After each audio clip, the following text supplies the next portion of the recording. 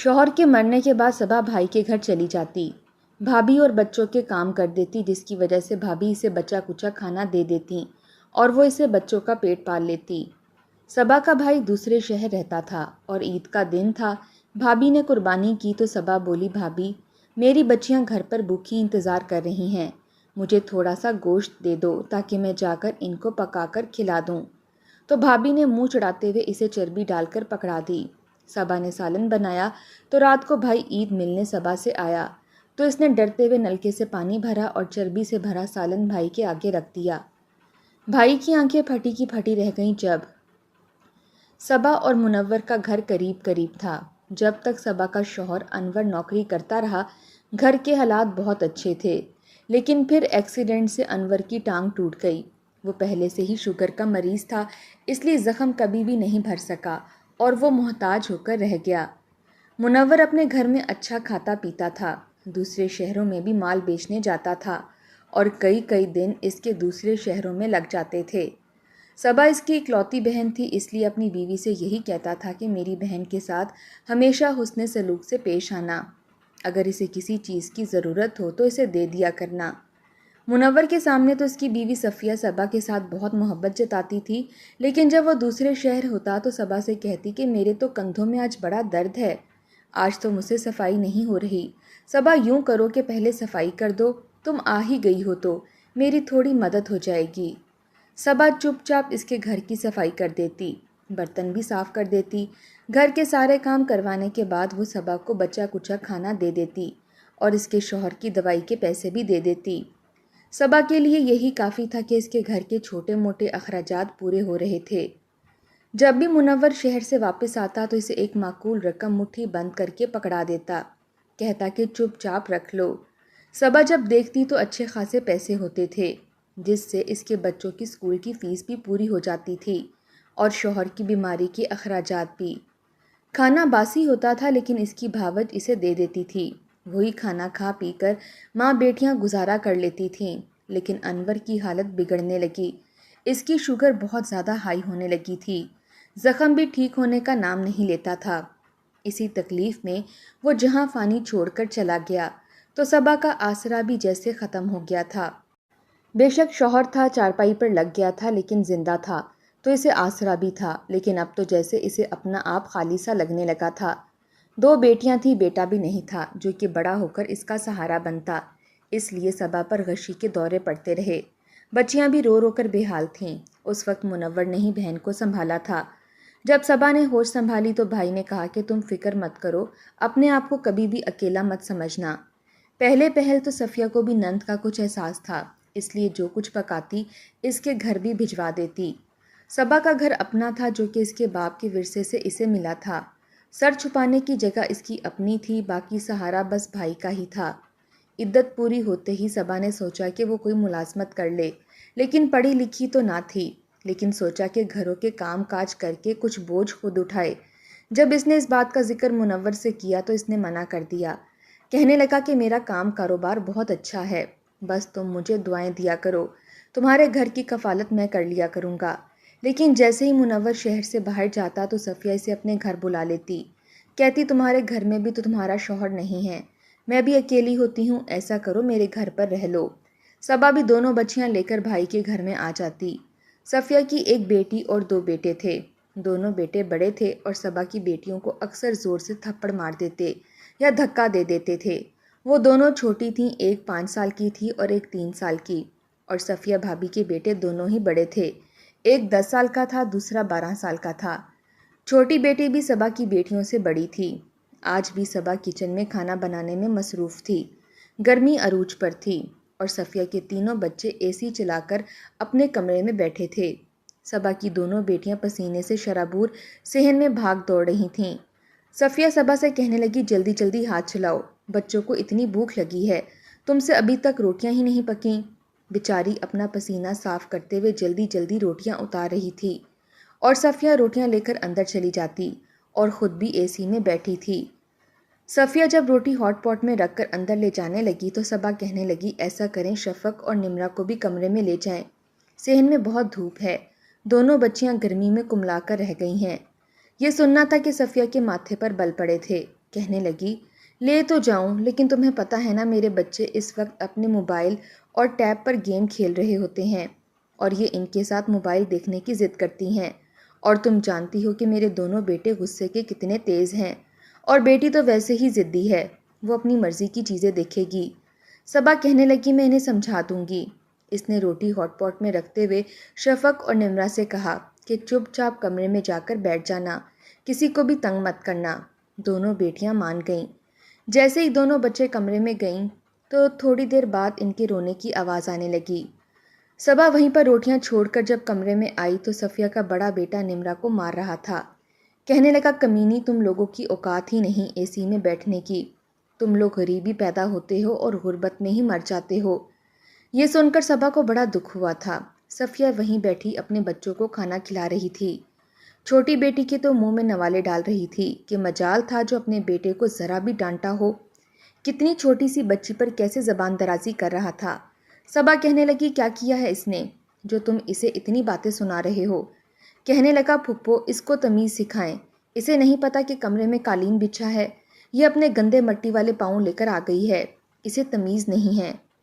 صبا کہنے لگی بیٹا وہ چھوٹی بچی ہے، اگر تم اسے کہتے تو وہ اپنے پاؤں دھو لیتی۔ وہ کہنے لگا دھونے سے اصل اوقات تو نہیں بدلتی نا پھپھو۔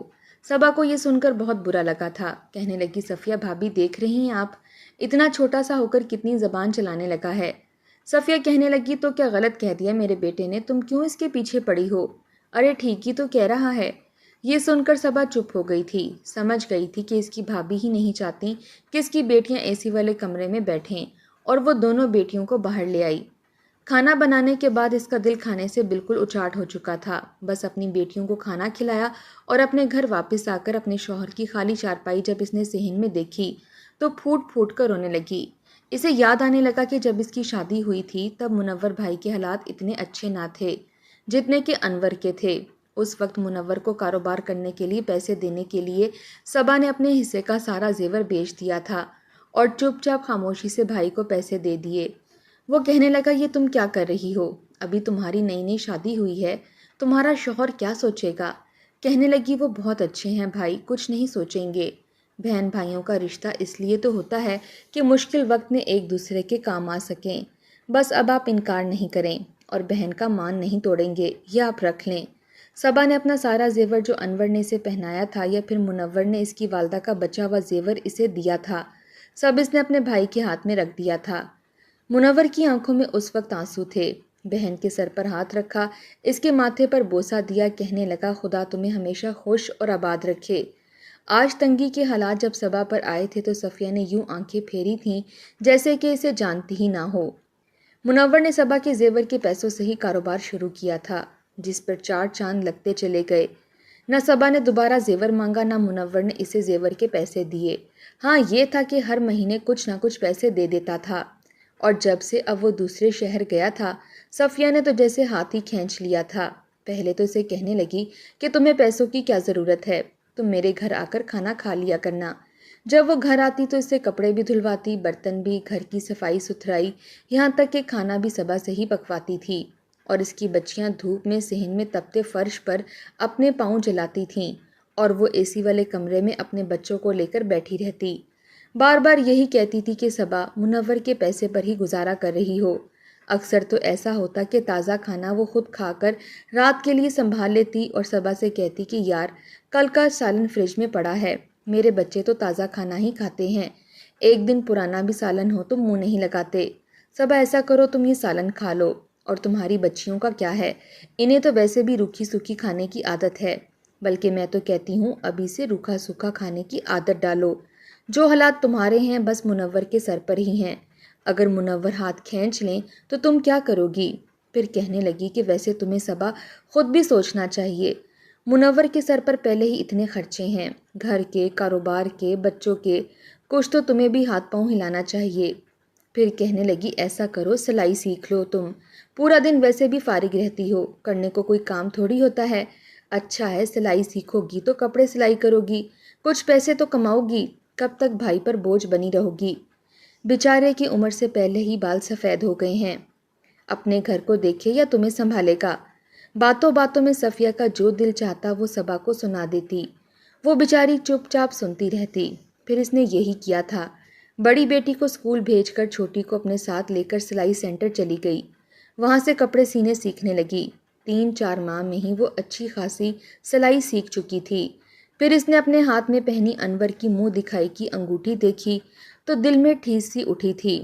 اس نے کبھی سوچا نہیں تھا کہ شوہر کی پہنائی ہوئی منہ دکھائی کی انگوٹھی بھی اسے بیچنی پڑے گی، لیکن بھائی کے سامنے ہاتھ نہیں پھیلانا چاہتی تھی۔ اس نے وہ انگوٹھی بیچ کر ایک اچھی اور مہنگی مشین خرید لی۔ صبا کپڑے سلائی کرنے لگی، لیکن جب سے اس نے سلائی شروع کی تھی صفیہ اس سے ناراض رہنے لگی۔ کہنے لگی تم تو بھابھی کو بھول گئی ہو، ہمارے گھر آتی ہی نہیں ہو۔ وہ کہنے لگی کہ بھابھی مجھے اب وقت ہی نہیں ملتا۔ کہنے لگی ہاں میں جانتی ہوں، تمہارا وقت کہاں لگتا ہے۔ جب تک تمہارے پاس کوئی دوسرا آسرا نہیں تھا تب تک بھائی یاد رہتا تھا، بھابھی کا بھی خیال آتا تھا، اور اب تو تمہارے نخرے ہی بہت اونچے ہو گئے ہیں۔ صفیہ صبا کے گھر آ کے اسے خوب باتیں سنانے لگی۔ کہنے لگی بھابھی میں سچ کہہ رہی ہوں، سلائی کے اتنے کپڑے آتے ہیں کہ میں وہی پورے نہیں کر پاتی۔ صبا جانتی تھی کہ صفیہ کو اس کی یاد کیوں ستا رہی ہے۔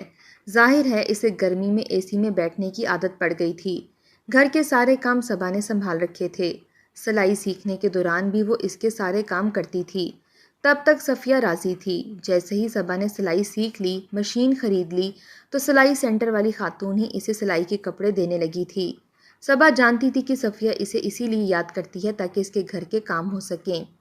صفیہ ابھی بھی اس کے لیے سالن لے کر آئی تھی۔ کہنے لگی تمہیں تو ہمارا خیال نہیں ہے، لیکن مجھے ابھی بھی تمہاری فکر ہے۔ میں نے سوچا سلائی کر کے تمہیں کھانا بنانے کا وقت نہیں ملا ہوگا، اس لیے تمہارے لیے کھانا لے جاؤں۔ اس نے سالن کا باؤل ایک طرف رکھا۔ کہنے لگی روٹی خود بنا لینا، میں چلتی ہوں۔ ویسے بھی تم بہت مصروف رہنے لگی ہو، کمانے لگی ہو نا، اب ہم جیسے لوگ تمہیں کہاں یاد آئیں گے۔ جب وہ کچھ نہیں کرتی تھی، اس کے گھر کے سارے کام کرتی تھی، تب بھی وہ بری تھی۔ تب یہی صفیہ اسے یہ تانے دیتی تھی کہ سارا کچھ بھائی کے سر پر چھوڑ رکھا ہے، خود سے بھی کمانا سیکھو۔ اور آج جب وہ کمانے لگی تھی تب اسے اپنے گھر کے کاموں کی فکر ستانے لگی تھی کہ اگر صبا کمائے گی تو اس کے گھر کے کام کون سنبھالے گا۔ اتنی گرمی میں کھانا بناتے ہوئے اس کی جان جاتی تھی۔ کہنے لگی کہ میں جانتی ہوں منور نے ہی تمہیں پیسے دیے ہوں گے سلائی مشین کے لیے، ورنہ اتنی مہنگی سلائی مشین تم کہاں خرید سکتی تھی۔ لیکن دیکھو نا، احسان فراموشی کی انتہا ہے کہ جس بھائی نے اتنے پیسے دیے تم اس کے گھر 4 برتن بھی دھونے کے لیے نہیں آتی۔ میرا تو تمہیں ذرا بھی احساس نہیں ہے۔ بچے چھوٹے ہیں، انہیں سنبھالنے میں میرا وقت گزر جاتا ہے۔ یہ نہیں ہوتا کہ بھابھی کے ساتھ آ کر تھوڑی مدد ہی کروا دو۔ صبا یہ سن کر چپ سی ہو گئی تھی۔ جانتی تھی کہ صفیہ کو اس کی یاد نہیں ستاتی، بلکہ اسے ایک مفت کی نوکرانی چاہیے۔ اچھی خاصی باتیں سنا کر صفیہ اپنے گھر چلی گئی۔ صبا نے جب سالن کا باؤل کا ڈھکن اٹھایا تو سالن سے بو آ رہی تھی۔ لگ رہا تھا جیسے 4 دن پرانا سالن ہو۔ ویسے بھی گرمی کی وجہ سے فریج کام نہیں کر رہی تھی، سالن جلدی خراب ہو جاتے تھے۔ صبا نے وہ باسی سالن باہر پھینک دیا، کیونکہ اب وہ خود پیسے کمانے لگی تھی، اس لیے اس نے کھانا بنایا ہوا تھا، اپنے بچوں کو تازہ کھانا کھلایا۔ اب وہ منور سے بھی پیسے کم ہی لیتی تھی۔ کہتی تھی کہ اللہ کا شکر ہے، میں محنت کرتی ہوں تو پیسے بھی کما لیتی ہوں۔ لیکن منور کبھی پھل دے جاتا، کبھی اس کے ہاتھ میں زبردستی پیسے رکھ جاتا۔ کہتا کہ اپنی آنکھوں کے نیچے گہرے حلقے دیکھے ہیں تم نے، اپنی صحت کا خیال رکھو، پیسوں کی فکر مت کیا کرو۔ میں جو تمہیں دے رہا ہوں وہ بھی تمہارا ہی ہے، تمہارا زیور بیچ کر میں نے اتنا پیسہ کمایا ہے، اس پر تمہارا حق ہے، میں تم پر کوئی احسان نہیں کر رہا۔ لیکن صبا اسے یہ نہیں کہہ سکتی تھی کہ یہی بات اپنی بیوی کو سمجھاؤ، جو ہر وقت مجھ پر احسان جتاتی رہتی ہے اور سمجھتی ہے کہ وہی مجھ پر خدا ہے، وہ نہیں دے گی تو میرا کھانا پینا رک جائے گا۔ صبا یہ باتیں بس سوچ ہی سکتی تھی، اپنے بھائی سے کہہ نہیں سکتی تھی۔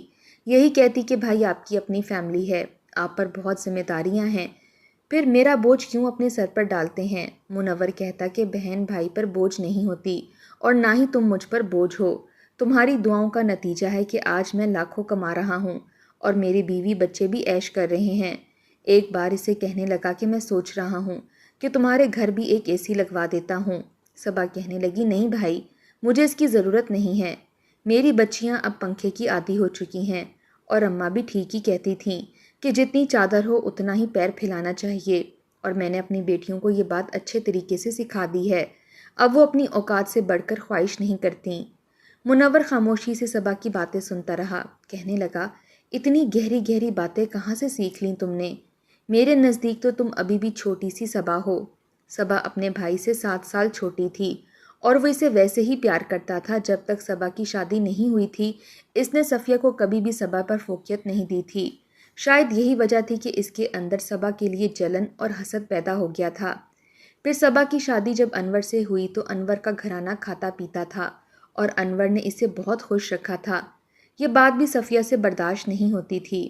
آئے دن وہ کسی نہ کسی بہانے صبا کو طعنے دیتی رہتی تھی کہ تم تو بڑے امیر گھر میں چلی گئی ہو، تمہیں کیا پتا کہ آٹے چاول کا بھاؤ کیا ہے، یہ تو ہمیں پتا ہے کہ ہم اپنا گھر کیسے چلاتے ہیں۔ جب صفیہ اور منور کی زندگی میں تنگی آئی تو صبا نے اپنا زیور بیچ کر دیا تھا اور پیسے خاموشی سے بھائی کو دے دیے، لیکن اب بھی صفیہ کی نظر میں وہ بری ہی تھی۔ ایک بار جب منور دوسرے شہر گیا تو واپسی پر عید الاضحیٰ کے لیے اپنے بچوں کے لیے کپڑے لے کر آیا، ساتھ میں صبا اور اس کی بیٹیوں کے لیے بھی کپڑے لے آیا۔ یہ دیکھ کر صفیہ کے ماتھے پر بل پڑ گئے تھے۔ اس نے اپنے گھر میں صبا کو بلایا اور اسے کپڑے دیے، کہنے لگا اپنی مرضی سے سی لینا، اور چھوٹی بیٹیوں کو ویسے ہی فراک لے کر دیے جیسے کہ اپنی بیٹی کو لے کر دیا تھا۔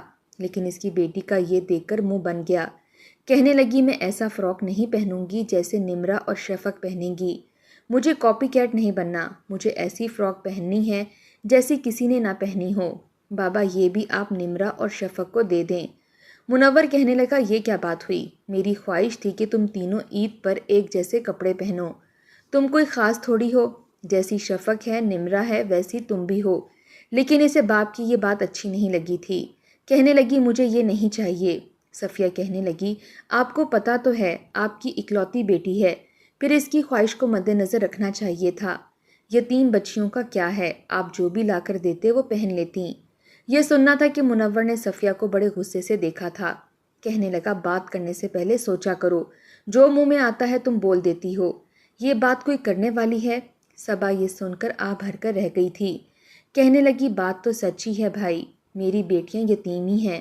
بہرحال بھائی کے لائے ہوئے کپڑوں کو وہ واپس نہیں کر سکتی تھی، ورنہ منور اس سے ناراض ہو جاتا۔ لیکن جب عید قریب آنے لگی تو منور کو شہر جانا پڑ گیا، لیکن قربانی کے لیے وہ گائیں گھر پر دے کر گیا تھا۔ دونوں بچیوں کو بھی بڑا شوق تھا کہ وہ گائیں دیکھے، لیکن صفیہ نے اپنے گھر نہیں آنے دیا اور نہ ہی اس کے بچوں نے گائے کو ہاتھ لگانے دیا۔ جب قربانی ہو گئی تو صبا نے صفیہ سے کہا کہ تھوڑا سا گوشت اسے بھی دے دیں تاکہ وہ بھی بچوں کو کھلا دے، کیونکہ سالہ سال تو وہ سبزی دال ہی کھلاتی تھی۔ گائے کی جب قربانی کی تو منور یہاں پر نہیں تھا، وہ ہوتا تو صبا کو ٹھیک ٹھاک گوشت ضرور دیتا تاکہ اس کے بچے پیٹ بھر کر کھا سکیں، لیکن صفیہ نے زیادہ گوشت اپنے میکے والوں کو دیا تھا، اپنی بہنوں کو بھائیوں کو بھر بھر کر شوپر پکڑائے۔ جب صبا نے مانگا تو اسے چربی پکڑا دی، کہنے لگی بس یہی بچا ہے، اس میں سے جو گوشت نکلتا ہے وہ بنا لینا۔ صبا نے وہ گوشت اٹھا کر فریج میں رکھ دیا۔ بچیاں ماں کی شکل دیکھ رہی تھیں، کہنے لگی اماں آج تو عید کا دن ہے، کیا آج بھی ہمیں دال ہی کھلاؤ گی؟ یہ سن کر صبا کی آنکھوں میں آنسو جھلملانے لگے۔ اس نے بچوں کو بہلا دیا اور دال کھلا کر سلا دیا۔ بچیاں بھی اپنی ماں کو جانتی تھی کہ خوددار ہے، کسی کے آگے ہاتھ نہیں پھیلائے گی۔ اگلے روز منور جب آیا تو صفیہ نے اس کے لیے بہت اعلیٰ قسم کے کھانے بنائے تھے۔